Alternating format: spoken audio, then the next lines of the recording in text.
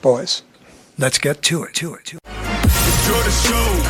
Enjoy the show. Enjoy the show. Enjoy the show. Lights, camera, action. What's up, everybody? Three Amigos and a Podcast, Season 2, Episode 18. It's episode 69. There we go. We finally hit it. That's What right. she said. Oh, Ooh. good one. Number trying my 69. 69, dudes. How'd you remember the combo? It's my favorite numbers.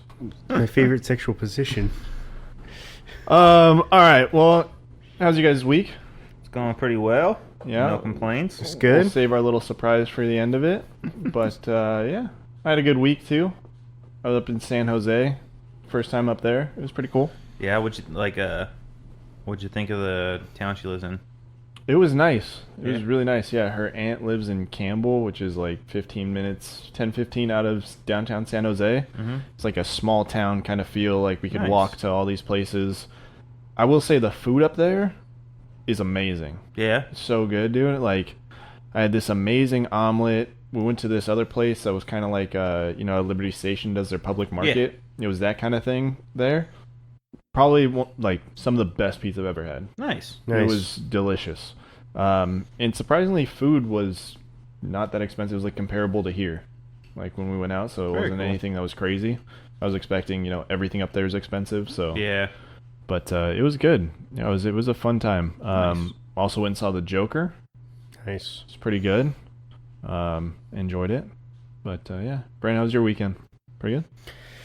Yeah, I mean, also saw the Joker. Fantastic movie. Saw that Fantastic. It was, yeah. I liked it. It was good. I thought it was really good. Fantastic performance from Joaquin Phoenix. I agree with that. Don't tell me anything yet because But- I haven't seen it. Yeah, outside of that, I mean, have you guys ever been to the Choose Fitness in Chula Vista? No, I've only been to the one Choose that is in Mission Valley. Yeah, this one literally changed my entire opinion of Choose Fitness. Like, They're nice. Have you been to other chooses? I've been to the Mission Valley one, and that one sucks ass.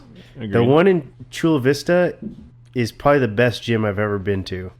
Like, it blows the 24-hour super sport in Balboa away. What? I mean, By they like don't a- have free weights, so how does that... No, they have all free weights. Oh, they do? And they have tires. They have like a jungle gym. They got But like, they don't have like a bench They don't have press bench press, with like They have bench plates. presses. Oh, They have bench presses. well, they they must have have changed Choose they a have lot. bar They comes have off the those. rack? They have those bumper plates, the Alico bumper plates there. Wow. Like are you this. sure it's not Crunch? No, this is Choose Fitness, and they have like I'm just confused. The bar comes off of the... it's literally the exact same as 24, except they don't have 35-pound weights. They're 25s, 10s. That's what they have at the Y. 45s. I it's mean, like- that's fine. I know how to like do so that's math. literally the only difference that I could say. But don't the forget 35s about- are actually like irrelevant. Don't forget about what that wise old one man guy sold us. At always that consolidate that the Point weights. Loma. Oh my god, Yeah. you still remember that? I literally remember that to this day. You guys both remember that shit? of course, yeah. Oh my god, we have always not make talked fun of about that since. We always make No, fun but of it. we always... It's always... That's so don't funny. You Yeah. should always consolidate your weights. Oh, No, okay. they have everything there though. By the way, like they so have, funny. I was just they talking have, about they that have the all other the day. box jumps. They have tires. They got the And sleds it's dirt too. cheap, isn't it? Yeah. $10 a month. She pays $20 a month, So she and, gets the free member. and I get to go for free. And Yeah. she gets like classes. They How have often a week do you get to go? Sauna, like you can go as much as you tanning, want all because that. Sarah has the same. So thing. they only. I meant like how often do you get to go? I think Oh. honestly, I think I could just literally go by just clicking my number in, and I'm good. no. Like, But I- how long are you gonna? How No, you gonna drive to? that's Chula not- Vista? No, Yeah, I'm not that's- going to. But like we've been going together, so So my question is, how often do you get to go? Like if in a regular week, like how often do you go with her? like once a week. Once a week, It's okay. like tomorrow I'll go with Yeah, her. okay. Yeah. Yeah, they have like they have like a theater in there, and they have They have that at the Point Loma gym. They have not 24, but the EOS. The EOS, yeah. They have a theater, and there's like cardio equipment in there. Yeah, So you can watch. We watched it Dark was Knight gold Rises back in the day, and they used to play movies all day on this massive screen. That Yeah. was pretty cool. Yeah, I love It's that. like a treadmill, elliptical, all that shit in I there. gotta go back to that gym. Yeah, honestly, I was. That gets dangerous though, having those kind of like the movie theater and stuff in there. Yeah. I remember one time my dad comes home and he like could barely walk, and I was like, "What's wrong with you?"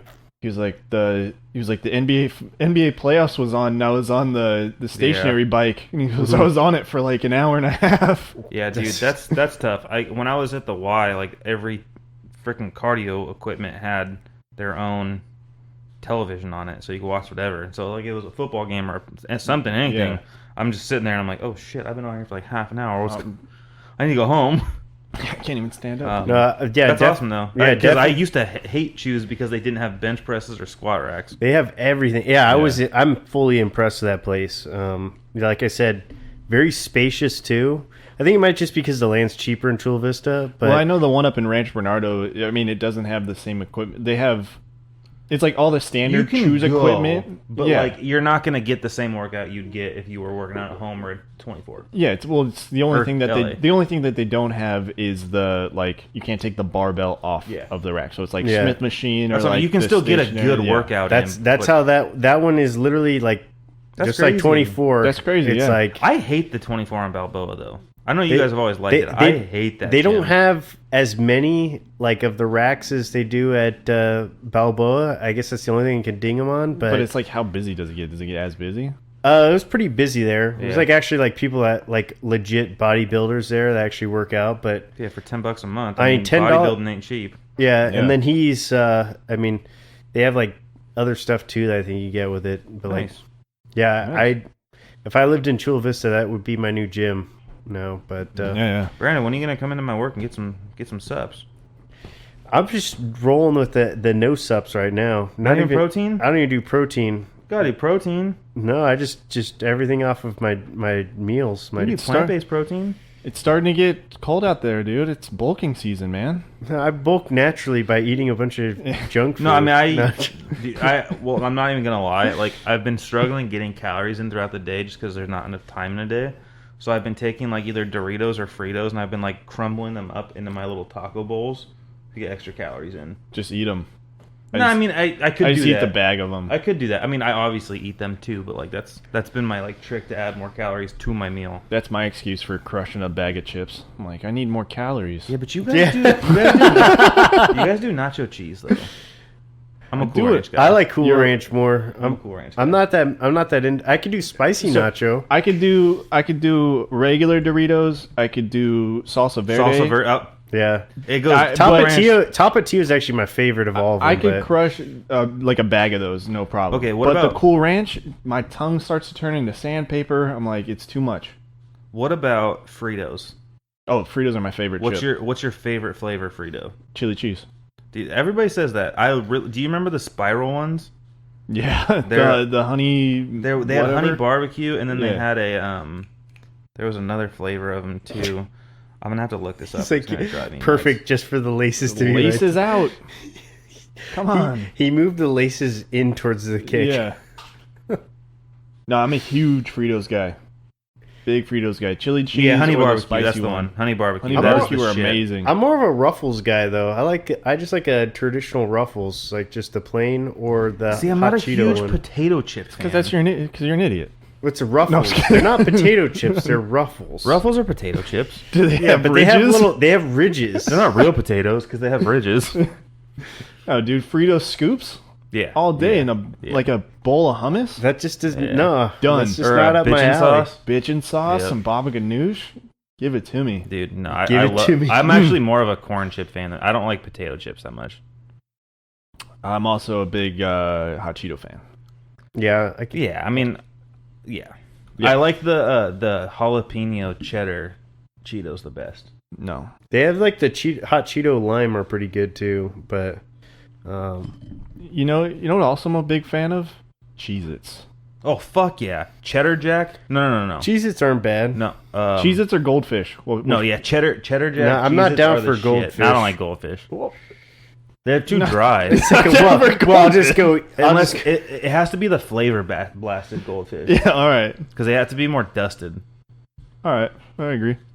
Well, yeah, now I think it's time to announce our biggest announcement. Yeah, we are now 4 amigos in a podcast. The 4th amigo. Because I got a puppy. Yes. Puppy. Little baby Jax. Little baby Jax. All right. Dude, Yeah. it's different. You're like It a really father is. now. Well, it's practice. I've never had a dog before. Like, I've had my parents have had dogs before, and like, it's the weirdest thing because like I've definitely been like more anxious because I'm like I have to, like I gotta care for this little guy. It's like I gotta make sure this little dude eats. He has food. He has toys. He has Water is take those everything. on a walk. Yeah, Yeah. that hasn't quite figured out the leash thing yet. We're still working. Well, how old is he? He's Like- only 8 weeks. Yeah. So it's not going to happen. But, like, we've put it on him to, like, kind of see how he reacts. His first reaction was the whole, like, tugging back on it. Like, what the fuck is this thing? Get out of my face. Yeah. Get me off of this. I don't like it. That's pretty funny. So he's a little baby golden retriever? Golden retriever, yeah. Very nice. You Yeah, guys we'll, got him up in... Spring Valley. Yeah, so it's just out East County or southeast. very nice. Yeah. Yeah, he's Very- a cute little guy. Super so- cute. I'll be Yeah. posting pictures on the Instagram later, so check in on the newest amigo. That's right. And just segue in. Guys, I got bad news for us. Our downloads are down. Ooh. So, like, we used to average almost 300, like, every 2 weeks. Now we're down to 146. So what do you think that is? We gotta get more active We're on not social bringing the media. heat, or We're- what? I just think that people aren't really hearing about us and not spreading the good word. Yeah, we You're got. just spreading the word. You know? He's basically saying, Ryan, you need to get back on your social media game, and I've been slacking. I don't think- hard. I think we just haven't really been pushing it as much. We just need to, we need to come up. We got to start pushing it a little bit, I think. It's just sad to see, Yeah. logging in some days and being like, no one downloaded today. And I'm like, how did we get 0 on a day? Hurts my How did heart. we a little get bit. We'll get it zero in a back. day? We'll get it back. How did we get 0? But everybody listening, just Share go tell somebody. Share us with a friend. We appreciate it though. We Yeah. appreciate their download though. We're on. We want to let them know that we value them. Yes, we value as well. So it's like if you tweet at us or mention a comment on our Instagram or something like that, it's like we'll give you a like, we'll give you a little retweet. Feel a like and a retweet. Give you some love here and there.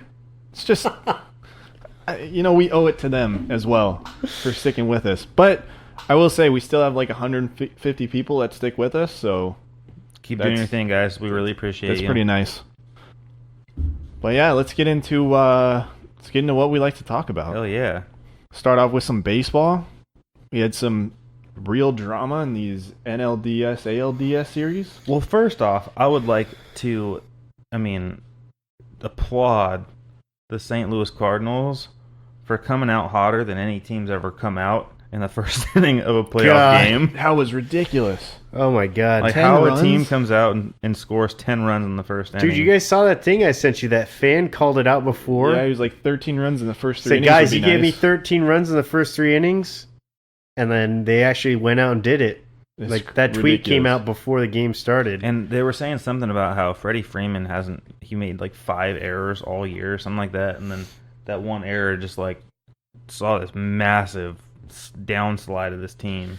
Yeah, it was probably more than just that error, but still. Oh, yeah. Yeah, Yeah, but it just goes to show, I don't know. It's like That- one mistake leads to this snowball effect. Yeah. I feel like there's a lot to be said about, being in a ball club that has had a history of success in the postseason. So, there's less pressure on you. If the Padres were in the postseason, I could see them getting the yips like the Braves did, Yeah. The Cardinals, it seems like every year that they make the postseason, they overachieve. And it's not like, the Braves definitely underachieved. They didn't win this. They should have at least gone to the NLCS. And the Cardinals have a solid team. I feel like we kind of overlooked them all year just because, it's an expectation that they're always going to be somewhat in contention. But, you go up and down their roster, they're deep. And Paul Goldschmidt was a huge addition to that team. And, he goes out and, plays exactly the way that you'd expect him to. And Yep. You know what makes me feel good, though, is that they made the NLCS and the Padres took the season series from them.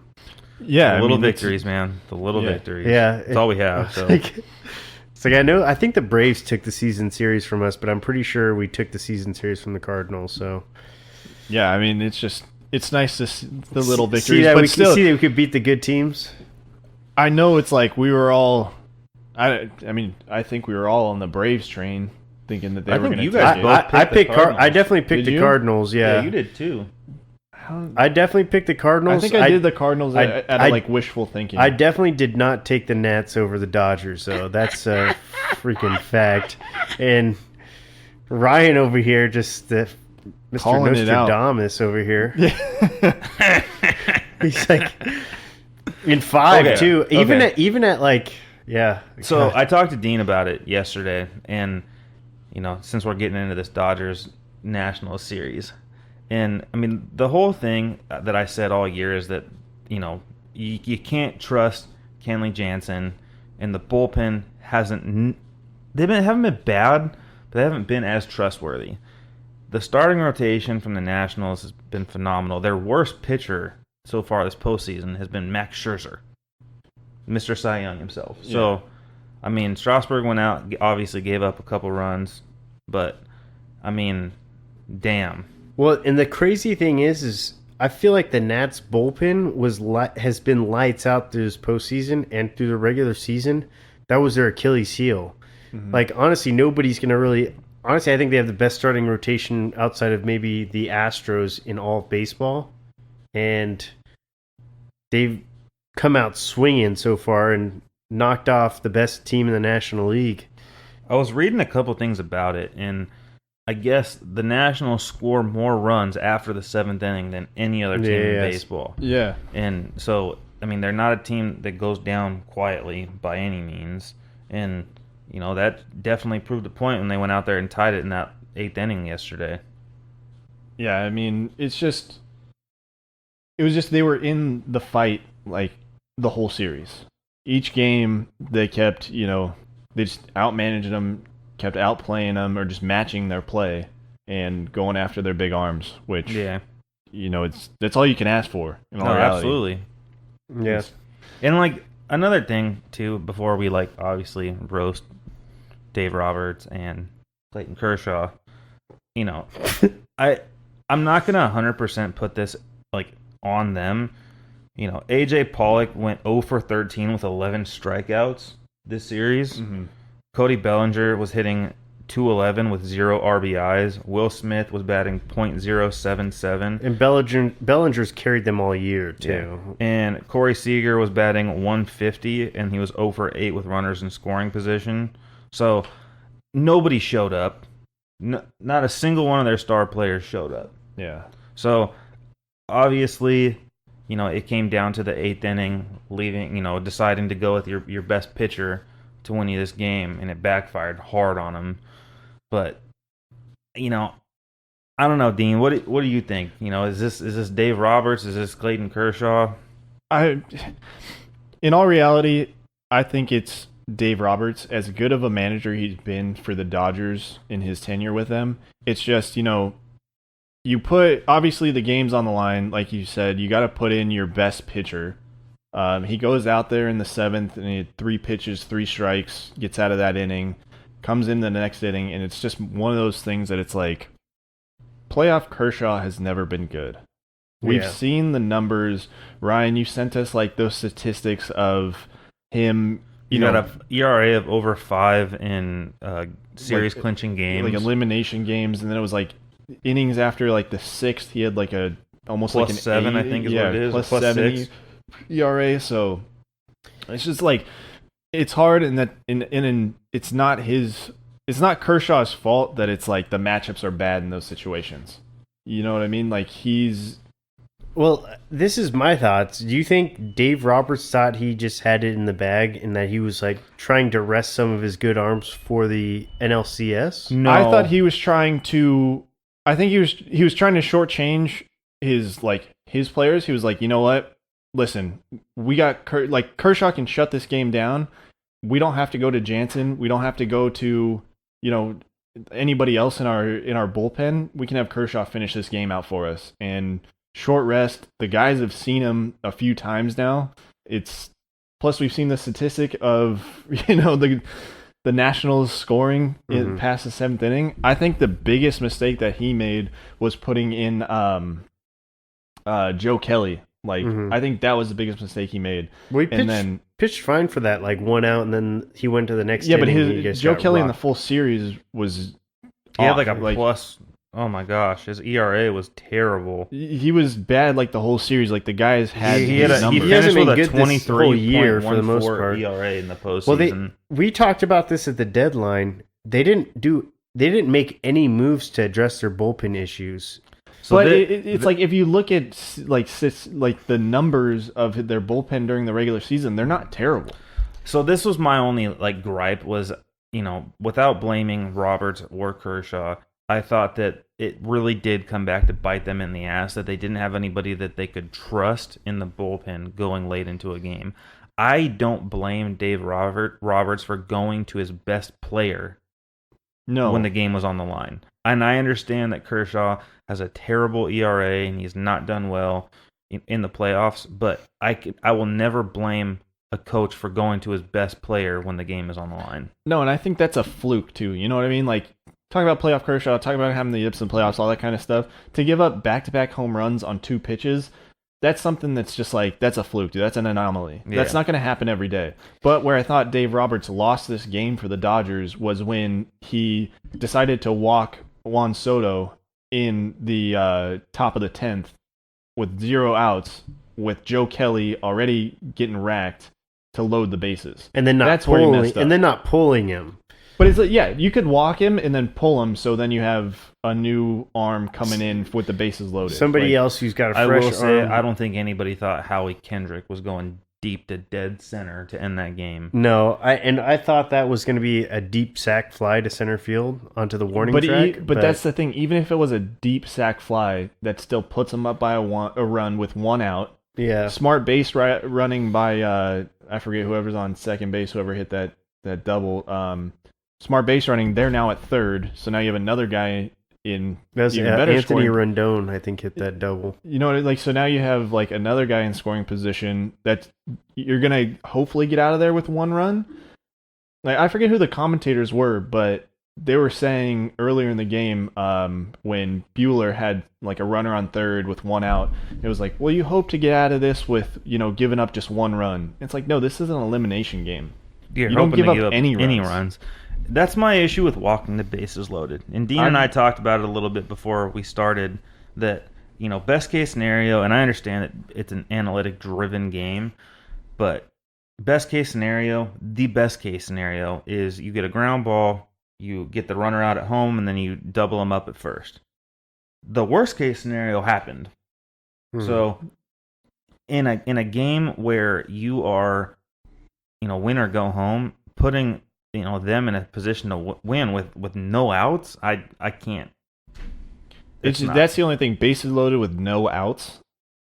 It's just at that point you gotta pitch to the, you know what I mean? You gotta throw to the guy at the plate with a person on second and third. Because then you hope that gives you almost better odds. They're just hoping for something hitting the infield. And the guy at the plate's trying to just drive it to the outfield, but they're hoping they can cut somebody off at the plate. And I get where their logic is coming from, but still, it's and I understand it.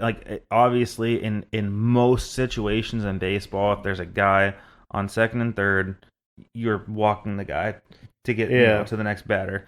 The only issue is, like I said, worst case scenario, in your last 3 outs of the season, you got him. At least pitch to the guy. Make him beat you. Pitch around him. Yeah. Make him swing at bad balls. Yeah. You know what I mean? That strike zone yesterday was as big as I've ever seen. Yeah. That guy was calling that low outside, high inside pitch all game. You can pitch around him. Yeah, I don't know. I just didn't understand it, and I mean I can understand why Dodgers fans are upset, but at the same time I just don't think that this calls for Roberts' resignation. Hopefully, as a Padres fan, I hope it does. I just think it'd be dumb of them to do that. I think it'd definitely be stupid. I think that as an organization that has gone, the best the best record in the NL for 3 consecutive seasons, I understand wanting Dave Roberts fired. I just think that if that's what your game plan is, you have to get somebody else in there that is going to put you over the edge. And I don't know if there's a whole lot of guys out there that are much better than Dave Roberts. I mean, I don't know. I mean, the Red Sox did it with Alex Cora last year. He and was that's like what a I mean. first-time head coach. It's tough. It's tough to say, and I get it. He hasn't put you over the edge, and it was the same thing that happened with Mattingly. He'd get you there, but yeah, Dave Roberts was the next step. I can kind of see them moving on from him, just from a changing the culture of the team aspect. But yeah, I can't.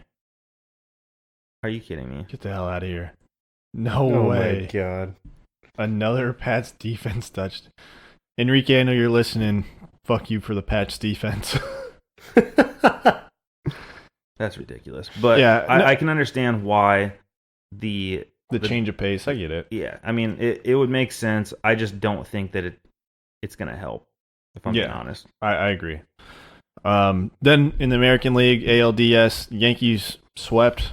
Like we all thought. I don't know about you guys. I thought all of these series were going to go a lot quicker. I thought maybe the Braves St. Louis was going to go to 5, but I don't know. I thought the Dodgers were going to take them in maybe 4. The Astros were going to take the Rays in 3. I definitely called a sweep for the Twins, or the Twins were going to get swept. Mm-hmm. And then I had, I really thought that the Astros were going to sweep the Rays. But outside of that, I thought the rest were going to they were going to be legit series in the National League. Yeah, but the Rays Astros turned into be a legit series, and especially what happened last night, I thought the Rays were gonna, get some fire. Yeah. Thought they were gonna heat it up a little bit, but it looks like the Astros are gonna take that game, so it's gonna be they Yankees. did. It's over. Okay, so it's gonna be Yankees Astros in the ALCS. Who do you guys got in these championship series? Honestly, whoever wins the American League, I think is going to win it all. But yeah, I don't see the Nationals or the Cardinals beating the Astros or the Yankees. I don't know. The Astros didn't play well away from home. Obviously, it's gonna go through Houston, and the Yankees. I mean, they shut down the bats of the Twins. Yeah. So I'm actually gonna go with the unpopular pick and pick the Yankees in the ALCS. I think that's the popular pick here. Yeah, I'm actually going Astros. I think the Astros, their rotation's just star-studded. They're just honestly too dominant. Yeah, they just have a dominant front of the rotation, and when Greinke's your third or fourth starter, you're just so deep at starter that depth is really something that can't be matched. And their bullpen, they've done fine at the bullpen level. Their bats they're just studded, like star-studded bats. I mean, honestly, they're literally the complete team. It's really just who shows up. And I know the Yankees have the power numbers to nobody can compete with their power. It'll be a great series. I think this is going 7. Yeah, but I'm pulling Astros, but I think it's going 7. Yeah, I think it's going to be a great series too, and to the point of it's going to be if the Yankees bats can get to the Astros starters. I think that's going to be the determining factor. And no, definitely. And if anybody's bats can do it, it would be the Yankees. It would be the Yankees. It's going to be a great series. I think we're in for a good treat. In a shootout, the Yankees all day, but baseball's more than that. So I think both matchup. Series could go the distance. To be honest, I mean, looking on the National League side, I mean, you have one team that's loaded with veterans, the Cardinals. They just have a history of success, and then you have the Astros, who really, they're treading new waters. In the Nationals. Yeah, didn't I say that? You said the Astros. Oh, Nationals. Sorry, the Nationals are they're in new waters. I think this is the first time they've won a playoff series in since they were since like in the 80s or whatever. I think so. Yeah, it's been a long time. You have a bunch of guys. This is what Strasburg's first postseason too, isn't it? So it's like, yeah, he's going to be a future Padre, by the way. I know. I've been saying it. Just putting it out there. You in just the ether. put it out there. He's going to opt out, and then Padres are. You know what's funny about this is, are the Nationals better without Bryce Harper? Dude, I was literally just about to bring this up. I mean, they got rid of their best player, and Now they've they're doing made it better. farther than they've made it. Offensive player, I'd say. I mean, I'll never say that they're better without Bryce Harper. I think that the situation fell into their lap this year, and I mean, whether or not he was there, I still think this would have happened. I agree. Yeah. But I mean, I think that it's just when all the stars align and you have that opportunity, this team was resilient enough to push through. I don't think Bryce Harper's taken that away from them. Yeah, no, I agree. I think it just it's a narrative because it gives other players opportunities to shine. Absolutely. That you wouldn't Absolutely. with him there. Well, so. and I'm looking at the back half of the Nationals lineup did not look great at all by any means. I'm looking at him. I was like, there's Michael Taylor was out there. I mean, obviously he's a good defender. The way got a he decent caught amount that of last pop. out was hilarious. Yeah. He was like, "Are we going to challenge this?" Well, no, he I caught it. He caught it and then stood up like, "Why are you guys looking at me?" Yeah. I thought that was hilarious. they're definitely. Like I said, I think the American League has the two best teams in the American League. You could have really only made an argument the Dodgers were the only other team that could have competed with them, and in my opinion, National League's just going to get smoked in the World Series. Yeah, I am gonna pick the Nationals Yeah, over the Cardinals. I want to pick the Nationals. I'm picking Nationals too. I think that I just want the pitching. Nationals. Well, I mean, obviously, we all want the Nationals. It's better narrative. I just think that their pitching is far superior than the Cardinals. Yeah, I agree. And they got a good bullpen. They showed in this whole last series. You know what I mean? Really held them through. Let's get into some local stuff, because we are, after all, a San Diego Padres podcast. So, this upcoming season, head coaching vacancy. A lot of head coaching vacancies in the MLB this year. I think there's 8 total. I got the list here. Padres, Mets, Cubs, Angels, Royals, Pirates, Giants, and now the Phillies. So, 8 Yeah, it's going to be a vacancies. competitive market right now. And that's imagining that Dave Roberts doesn't get fired. Yeah, who knows what's going to happen tomorrow. But, yeah, 8 vacancies.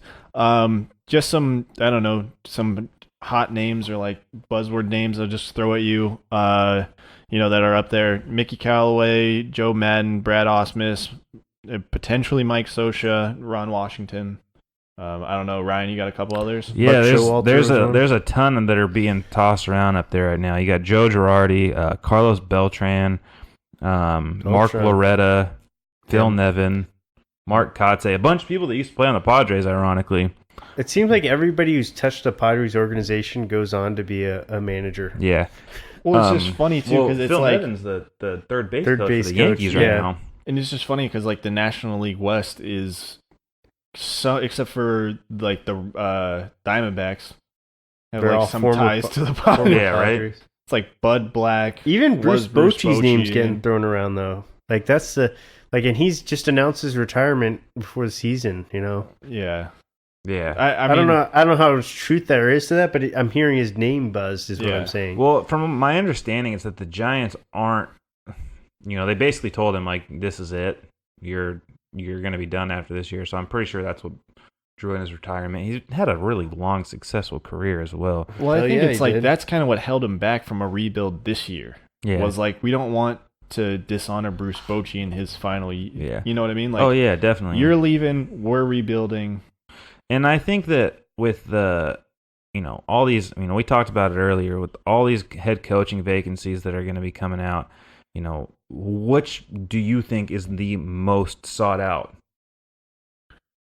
I mean, we talked about it before. It's we're all kind of biased that the Padres have to be, have to be really high up there.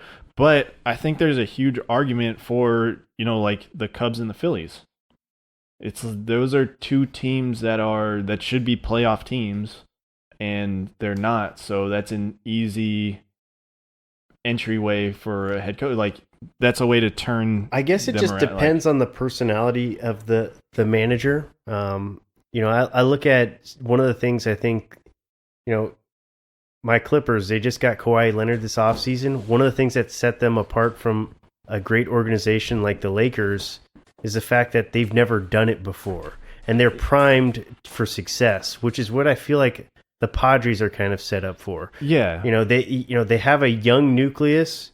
They really just need somebody who can drive the ship home. Yeah, but it's more or less like the Padres look good in like a 5-year plan. It's like if you. I it's feel like if you next have, like, year that they kind could of be. They thing, should be contending for the playoffs, though. but they're not.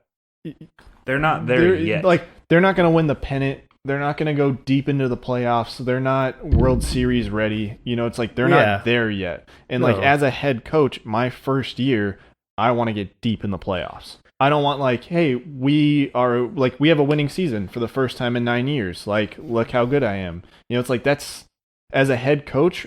I know like on a small market as the Padres, that looks good. But for my personal accolades, I want to be like, hey, this is his first year, and they're in the championship series. One of the things, though, that's also good about the San Diego market is there's not as much pressure to win here, and that's one thing I think that you could say the Cubs could never have that the Padres do. That is a wonderful point. And since we're in such a small market, the expectation is honestly, if we were above 500, I think our fans would be ecstatic. Yeah, definitely. You're just to me, I'm just looking at it, I'm like, you have an opportunity to turn around a just heartbroken franchise that's just had failure every year for the last decade, and to be able to come in and instill a winning culture with a team that's primed for it. It's not like he's building it from the ground up. It's already been built. It's literally just for him to mold into a winner. No, I think there's a agree with you. lot of different ways to look at this. And I think that if there's, obviously we're talking about what's the most sought after. I think that if you're looking at a position to succeed, I think you definitely have to go with the Padres. Well, if you're looking at what the sexiest pick is, it's the Phillies or the Cubs. Yeah, But but that's there's- why I think, like as Brandon said, it depends on who the person Exactly. is. But just as like I don't know, like as a person that's like I want to be in the as a head coach, I would want to think that everyone's like I want to be in the limelight. I don't want to be like the afterthought that's now relevant a couple years later, being like, look how good he was. Like I understand that aspect of it, and like I'm a good coach and I'm a good leader, but at the same time, I think a lot of people are just like, I want to be the one that's like the one-hit wonder. I want to be the one that took this team to a championship. So now. the other aspect you got to look at too is the situation that these coaches are going to be put in. And the Phillies, there's an expectation that they already went out and spent all the money to get these players there. Mm-hmm. So it's not that you're going to come in and There's do already well. pressure right now. And then with the Cubs, it's like Joe Maddon went into that situation where they hadn't won a World Series in what, Like 100 100 and years. something years. I can't believe that they even fired him. So, but and this He is, should have a statue. Well, I don't know if he and- got fired or they just didn't pick up his option, Yeah. right? Even Is with that the- like but that's he- that's exactly my point. Is that whoever comes in there next, there's an expectation to get them back to the World Series. So if it's Dave Roberts, not winning a World Series, Mhm. and getting fired from the Dodgers, like this guy made it there. So that's Yeah. the expectation. So if you take that job, there is zero room for failure. I mean, No, yeah. it's like watching Friday Night Lights, and it's like you lose a game, or Remember the Titans, like you lose a game, you're fired. Mhm. Like that's. I think I was in Friday Night Lights also, wasn't it? it basically. I mean, it wasn't the same. The quote was from Remember the Titans. Texas football. But No. yeah, exactly. You It's know? like you lose a game and you're fired. And it's like if you don't get us to where we need to be in the first 2 years, like you're done. Like we'll find somebody else. Yeah. And the rosters are already primed to make that run. The other thing is the Cubs have a lot of bad contracts on their books already. We talked about Lester, we talked about Hayward. They still have to pay Bryant. They still have to pay Baez. Mhm. So there's not going to be a lot of outsourcing for spending. Mhm. It is a big market team, but it's the same thing with the Phillies. I mean, they've brought in everybody they need. You're done making big moves. Mhm. The Padres, on the other hand, they have the ability to go out and spend more money still. They have the ability to, bring up players that they've brought through the minor league system to see what they can do. And exactly like Brandon said, there's no pressure. If you would have asked me earlier today, I probably would have said that the best, if I'm a head coach, I want to go to the Phillies. Mhm. But if I'm thinking about it and, I'm, a Joe Maddon or a, Joe Girardi or one of these guys, Ron Washington, Ron Washington was fired from the Texans for the same thing. He got him there, couldn't win. Yeah, There's no expectation for the Padres to win the World Series. We So you only have- have $76 million on the books after this year. So yeah, you're So- in a perfect opportunity. Yeah, perfect opportunity. And I get your point of like no pressure, all this other kind of stuff. But at the end of the day, how relevant is a head coach at this point? Like with analytics going on, with what I mean, being a numbers game. I think do the you- head coach now has to. It depends on the person. And the Like, do you issue that think you that- run into with Joe Maddon is that you can pick an older coach that wants to do it his way, Yeah, or you can pick a younger coach that's going to do exactly what they're told. that's what I mean. Like, do you think that ball clubs now are going after these guys, being like, we want you because one, you're the name, and two, like you know how to motivate our guys? I That's think really it's, what it is. It's Like, key. like- Motivation's key, but also it's the ability to utilize your positional players in your pitching rotation when need be, because that's the one thing that general managers cannot control. They can give you the roster, they can give you the analytics. You have your personnel, your staff that helps with that as well. But the one thing that they can't do is make the decisions when the game's on the line. So I think that the Padres situation, I would love a Joe Maddon or a Ron Washington or a Dave Roberts if he does end up getting fired. But I would also be okay with a Mark Loretta or a Phil Nevin, somebody that's been around an organization that's used to winning, that can bring that mindset into a ball club. I'm on the same boat as you, Ryan, being like, I would be okay with one of those guys. Because I look at somebody like Aaron Boone, who, was in like the organization for a while and now is a head coach, and kind of using that feel of the ball game to feel out like, hey, I think we should make this move or we should do this, and then more intertwined with the players and like more motivational to them to be like, hey guys, let's get it going, or like, let's do this, that kind of thing. No, absolutely. Well, who do you guys think, like we threw around all these names, who do you think like the Padres will get, or who do you think that they should go after? Who's their number one? I honestly, like, to me, it's looking right now like their number one is probably Ron Washington, because they obviously had to wait for him to get out of his current role. They had to be out of the playoffs because they interviewed Brad Ausmus, a guy that was with the Angels, who also, another situation that looks very attractive is the Angels for the same purpose. They're not as deep in their farm system, but I mean, my God, you have Mike Trout. You have Mike Trout, you got Shohei Ohtani. Yeah, You have good pieces already that have proven themselves. So, I mean, I'm kind of leaning more towards a Ron Washington type player, but I think with Preller being in his last year, I think that they're going to go after somebody that they can control. So I can see a Phil Nevin or a Mark Loretta being the head coach next year. I mean, if ideal scenario, I'd love to have Joe Maddon. That's my top pick. Do I think that's going to happen? I think it's kind of a long shot. But with that said, I'm with you. I do like some of those other guys. I like Mark Loretta. I like a Phil Nevin. I think those guys, like you said, they've been around great organizations. I think Loretta's been with the Cubs lately, right? And Phil Nevin has been with the Yankees. So, I mean, obviously, one of the things that I'm looking for is, like you said before, instilling a culture of winning. The Padres have developed a stagnant culture, in my opinion. And I honestly, all due respect, I feel like he was a good guy, but, I mean, Andy Green wasn't getting it done. The players lost respect for him, and you want some guy who's going to come in there and command respect of his players and can also attract maybe some good pitching or at least a decent hitting coach at this point. So I have a bathroom. I'm done with this shit. So if I had my pick, it would definitely be Joe Maddon, but I would be open to those other younger guys. But top pick, you want a guy who's actually done it and won a championship, and there's very few of those in the league. Yeah, I think MLB.com did a little segment on it, and they had Ron Washington coming to the Padres, but they also mentioned that the Padres are looking for veteran leadership, and like a Mike Socia coming back into a head coaching role, maybe like trying to talk Bruce Bochy into something. I think that's a giant hoax of Bruce Bochy trying to come back after such a short a short retirement period. Yeah. I think that's a long. He looks so long in the tooth too. Yeah, he just looks like he's done in it. Like I think that's just all talk. But I'd be okay with a Ron Washington.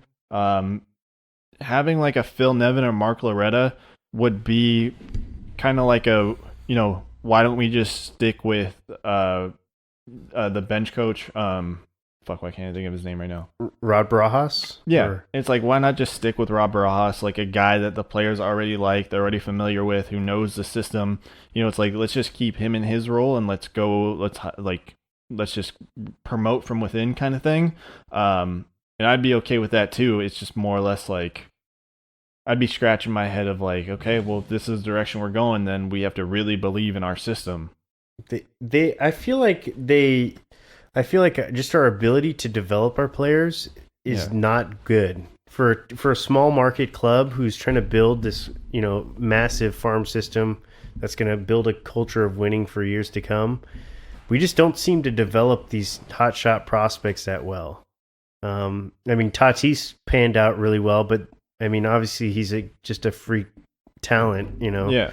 But like we have so many other top prospects that come up, and I look, and it's kind of frustrating that these guys don't come up and make an impact right away. Mm-hmm. Like the Luis Urias is, they come up, they don't do anything. You have no-name guys come up from the Dodgers organization.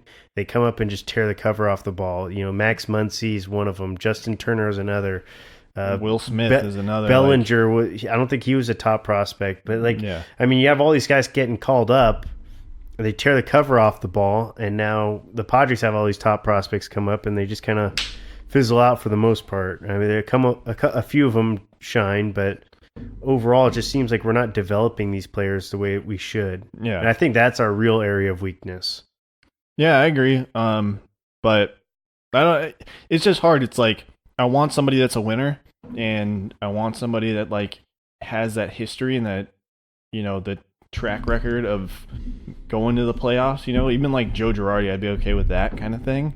I would be cool with Joe Girardi. It's just, as a fan, I want somebody that has been there before. That's just me personally. Yeah. I would prefer not to see somebody like a Phil Nevin or a Mark Loretta, just somebody that can be a face of a franchise to, make fans happy or whatever it may be. I want somebody in that locker room that can make the best out of an Eric Hosmer or a Manny Machado, or for God fucking sakes, a Will Myers.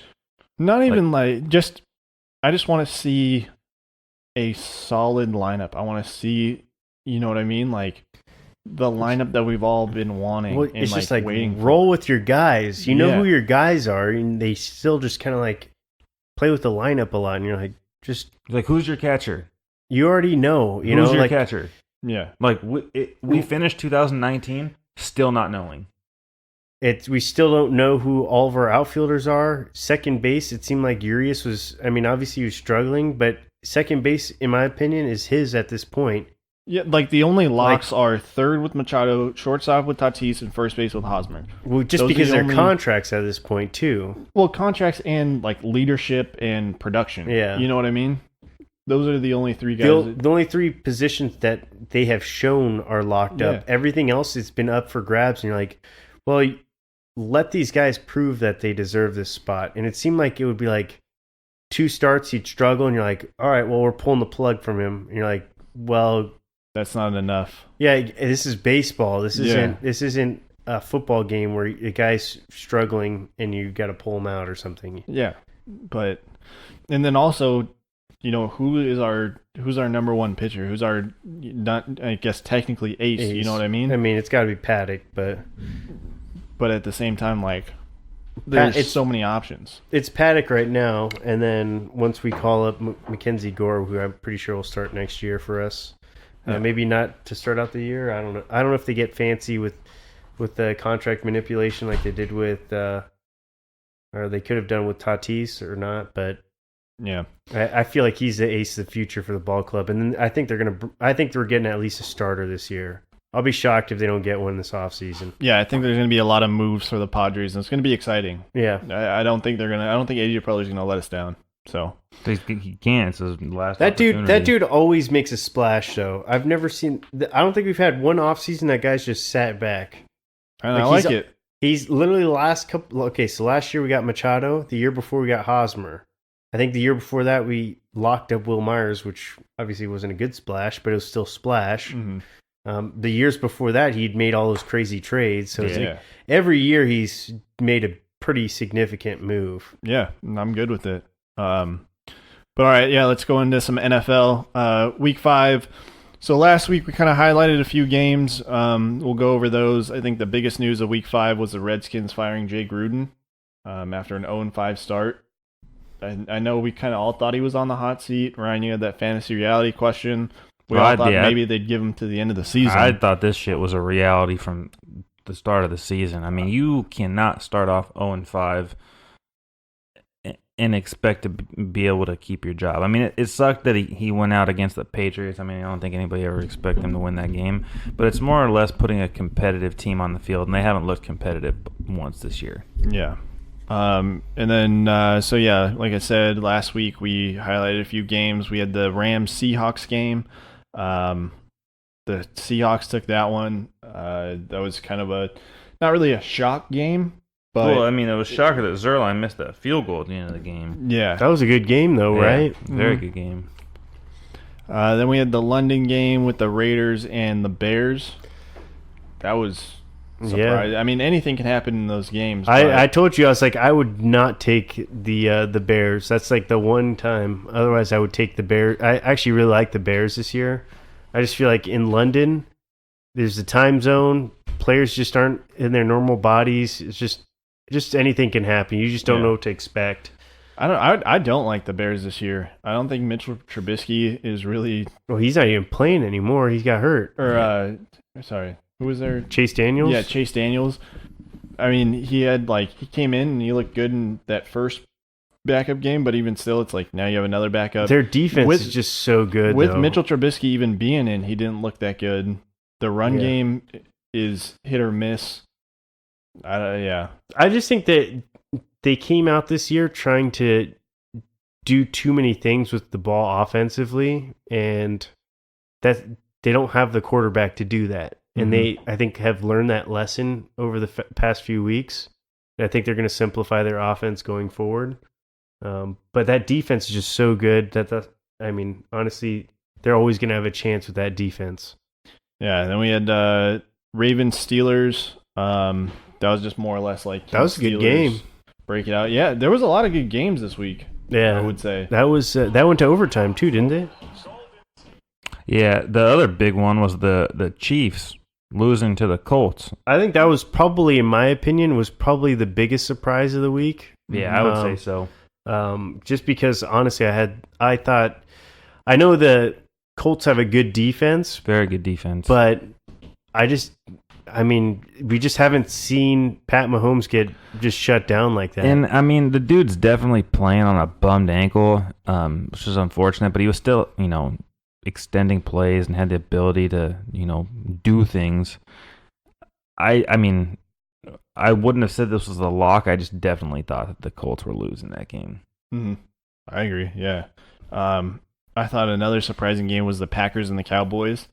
I would almost take in the Cowboys as a lock in this game. I know that's big to say, but I just think the Cowboys had everything rolling at that point, and I know the Packers have been playing good football, but More than anything, the Packers have been playing phenomenal defense. Their defense is good. I mean, and it shows that they've spent a lot of money in the draft on, developing this defense. But my gosh, they shut down the run. They got after Dak Prescott, forced him to make some bad mistakes, and, they showed up on offense when they needed to. I mean, they ran the ball down their throat. Yeah. Aaron Jones finished with four rushing four touchdowns. Yeah. That was so. It was huge. I saw one of the stats on Will Fuller. I know this is totally different, but we're talking about big games. Will Fuller had those massive touchdowns and everything. Mm-hmm. Those two, he had two of them that he got tackled on the 1 yard line. If he had made it in on both of those, he would have finished with the highest wide receiver fantasy score in the history of fantasy. Damn. But yeah, I mean, we were kind of talking about it, and I know we mentioned in the past that it's like the Texans just seem like they have a vendetta against Will Fuller, and they finally started paying attention to him, got on the ball, and he showed up for him. So yeah, it was good for them.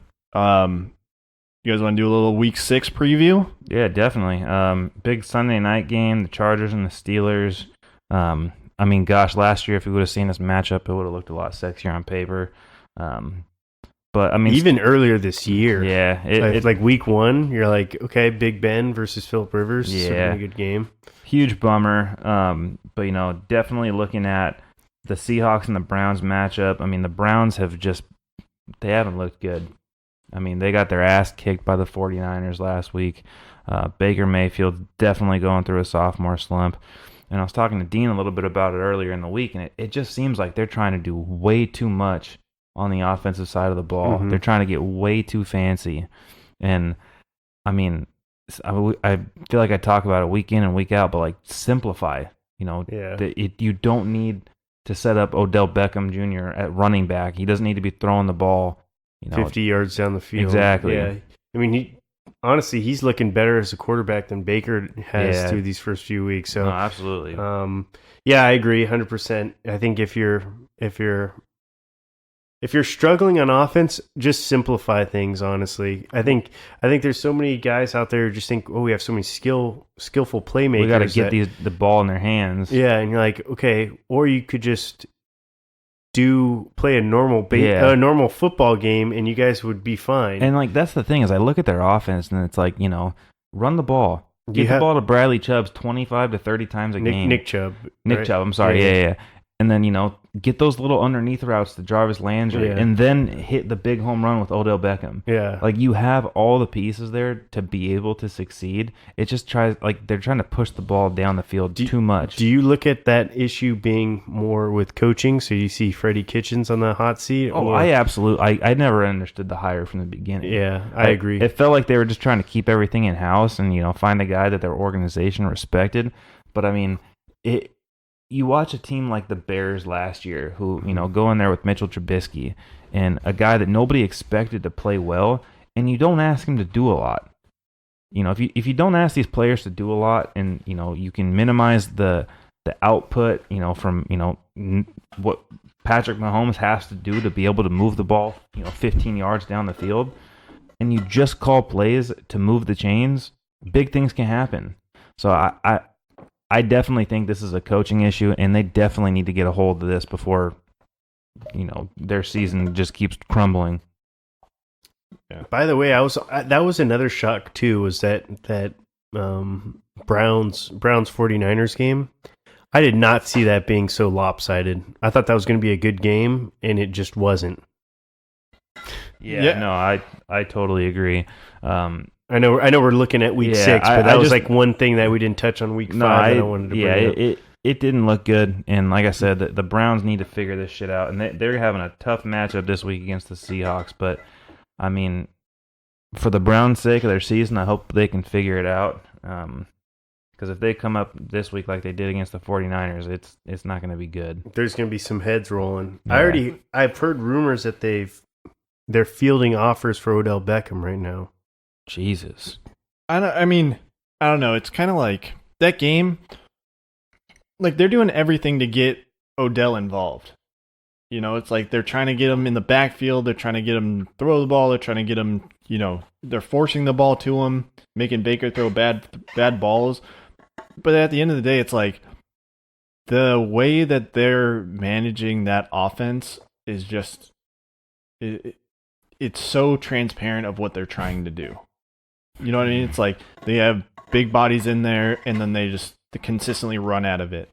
They go full widespread, and I know it's like we're not huge fans of the draw, but they don't ever run a draw. You know what I mean? It's those kind of things that it's like there's never any play action involved. There's never any misdirection. It's all just like straightforward. This is how we're doing it.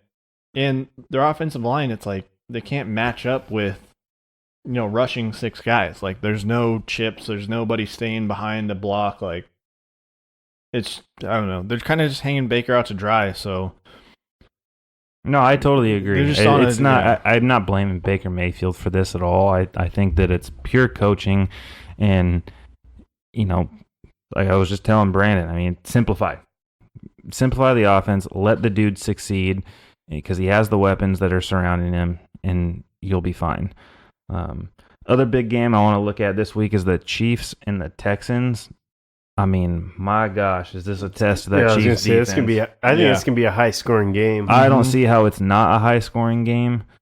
We'll see how Pat Mahomes is feeling. I know he's been dealing with that bummed ankle for a couple weeks. I mean, dude looks like a magician out there every single week. But we'll see. I look at this matchup as I'm not sure what the over under is on it though. But I was just gonna look that up real quick. I'm taking 60 plus. yeah, probably not that high, but I feel like I would be. I'd put it up there for a shootout for sure. Yeah, that one, and I feel like the Falcons versus Cardinals is going to be a shootout as well. Hopefully, it's a coming out party for two shit defenses. Kyler Murray. I mean, for the sake of my fantasy team, I hope not because I dropped him, but can't really field 2 quarterbacks in a 10-man league. Yeah. I don't know. Are there any other game you wanted? Did you touch on the Steelers-Chargers game? Touched on that one. Yeah, this kind of a dud week. I mean, if you're looking at the matchups down the board, Panthers-Buccaneers, I mean, that's a good matchup. A rivalry for sure.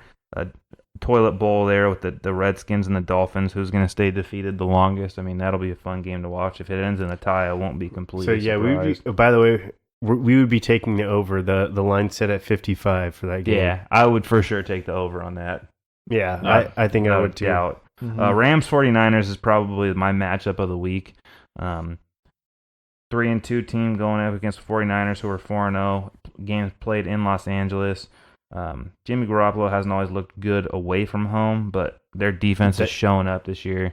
That's a massive game for both teams, to be honest, because the Seahawks are right on their toes too. Mm-hmm. And then the other one, finishing up Monday night, Packers and Lions. I mean, big division game for both of them.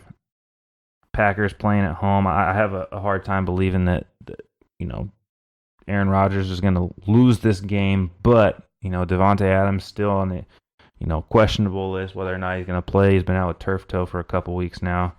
So we'll see a lot of good division games. Yeah. Who are you guys' lock of the week? Ooh, that's a tough one, man. I know it's a stretch, and we said it's going to be a shootout, but I think the Chiefs are going to pull that game out. I think that they're going to be the winners. I think this might have been your week to use the Patriots. Yeah, I definitely would have used the week to use the Patriots. It was too late for that. Oh yeah, my fault. Yeah, because this is a tough one. I mean, if I had the Ravens over the Bengals, that would probably be my lock, or the Cowboys over the Jets. Yeah, I had the Cowboys too. I think Cowboys over Jets. Take the Cowboys. That's probably in my opinion. Even though the Bengals are just an awful team too. Sam Darnold's coming back this week though too, so it's not. I mean, I'm not saying they're a good team, but it'd be one of those two for me. But I would probably lean. You know what? I got to go with the Ravens. Yeah, just the Ravens over Bengals. They look like shit. Bengals are just an awful team. I think they're favored by 11 to win that game versus, let's see, 7 for the Cowboys. All right, so we got our locks of the week. Last NFL tidbit: we have our defeated and undefeated teams. Defeated teams are still the Dolphins, Jets, Broncos, and the Redskins. Obviously, we want to have one of those after this week with the Redskins and the Dolphins going up against each other. But still, you never know. Do you see? Let's see what that over under is on that. I feel like that game could be high scoring. Like I just feel like both those defenses are so much crappier than their offenses. Yeah, I mean, I think the Redskins are going to win this one just because it seems like it's, I don't know, a trend in the NFL that when you have an interim, you kind of turn it around. I don't know if the players just play different, if they're more motivated or what, but seems to be it. So they're over under set at 41. That's decent. I feel like that's might lean slight on the over on that, but yeah. Then undefeated teams, obviously the Patriots continued, and then we had the 49ers. We think the 49ers are going to pull it out against the Rams, or the Patriots going to stand alone? I think it's going to be the Patriots after this week. I think that the Rams are going to figure it out. They're starting to figure out life without having Todd Gurley at 100%. They definitely should have won that game last week against the Seahawks, and I think that they're going to come out. Honestly, and I'm looking at the 49ers. They got banged up in that game where they smoked the Browns. They lost their fullback. I think they lost a couple more linemen. They already lost Joe Staley too. Yeah. And they like to run the ball a lot. It seems like they like to rely on their defense and use their run game to win ball games. And obviously, offensively, they're gonna have a hard time keeping the ball out of Jared Goff's hands. Yeah. All right. I want to touch on a little bit of NHL just because, the season's getting going. Sabres and Bruins remain undefeated, even though we've only played 4 games, but still, it's just fun to track undefeated teams. And the Canucks, Quinn Hughes, he was the number 1 or their first round number 7 pick last year, gets his first goal in the NHL, which is nice. And then the Canucks named their, I think it's the 14th captain, with Bo Hovart in their 50th season, so it's just like a fun little tidbit. 50th year and number captain, so yeah. I got the stat of the week this week. Stat of the day, dabba-dooba-doo, stat of the day, dat of the day. Here comes that what? Stat of the day. Bop. So did you guys know that there's a rule set for which way the orientation of the diamond? Like the orientation of the field? For what do you mean? Like directionally, it's supposed to point a specific way. Like for which sport though? Baseball. For baseball. Oh, baseball. No, I didn't know that. Yeah, so I didn't know that either, but according to Rule 104, the playing field is desired that the line from home base through the pitcher's plate to second base shall run east-northeast. So I saw a map of it, and the majority of the fields are all pointing north or east-northeast. Yeah. Why? It's supposedly because the sun will set over left field, and if you're playing a morning game and the sun is rising, it would be in the eyes of the right fielder, which less of the majority of pop flies go in that way. Huh. So That's cool. yeah, I thought that was very interesting.